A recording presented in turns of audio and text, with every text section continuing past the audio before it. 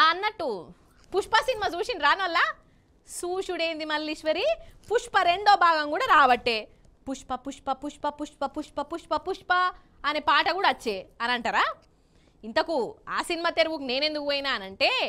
అందులో స్మగ్లింగులు ఎట్లయితే వాళ్ళ పోలీసు వాళ్ళకు దొరకకుండా ఏమన్నా ఉపాయాలు చేస్తాడా బన్నీ బాబు సినిమా చూసుకుంటా మనమే పరిశాన్ అవుతాం కదా అయితే పుష్పను మించిన తెలివిగల్లోళ్ళు మన చుట్టుముట్టే ఉన్నరుల్లో కాకపోతే వాళ్లకు కరెక్ట్ గుర్తింపు అత్తలేదు అందుకే నేను గుర్తించిన పాండ్రి వాళ్ళ కళాపోషణ చూడండి మీరు కూడా పరిశాన్ అవుతారు చూడండి డైరెక్ట్ ముచ్చట్లకే పోదాం ఫస్ట్ గీ తాత కథ ఏందో చూడాలి మీరు ఇగో ఈ తాత ఆంధ్రైనే నందిగామ దిక్కు స్కూటర్ వేసుకొని పోతుండు ఎలచ్చన్లు కదా పోలీసు వాళ్ళు ఆపిరు బండిని చూసినా ఈ ముసలైన ముఖం చూసినా ఏదో అనుమానం కొట్టింది ఈ బండిల్నే ఏమో కథ ఉన్నదని పోలీసులకు సమజైంది కానీ పోలీసు వాళ్ళు దేవులాడుతుంటే ఏం దొరుకుతలేదు తాతను జర గట్టిగా అరుచుకునే వరకల్లా ఇగో ఈ బండిలో ఉన్న ఖజానా బయటికి చూయించుండోల్లా చూడురి మరి ఆ ఖజానాను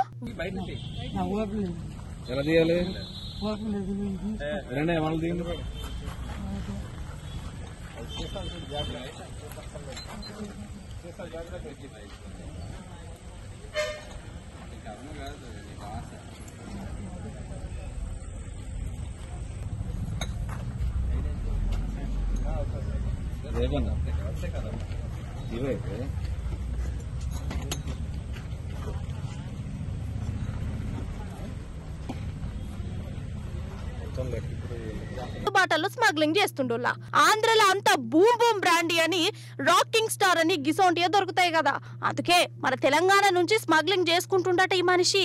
ఇట్లా దొరికిపోయిండు మొత్తానికి తాత తెలివి చూసి పోలీసులు ఎటమటమైండ్రు ముసలోడే గాని మహానుభావుడు అనుకుంటా పరేషాన్ అయ్యారు సరే ఇప్పుడు ఇంకో జాగకు పోదాం ఇక ఈయనే విజయవాడ పుష్ప అన్నట్టు మన ఖమ్మం నుంచి ఆంధ్రకు పోతుంటే మన పోలీసులు ఆపి షెకింగ్ చేసిరోల్లా ఆ షెకింగ్ లో ఏం వెళ్ళినాయో ఎట్లా వెళ్ళినాయో చూడాలి మీరు టక్ చూసేరి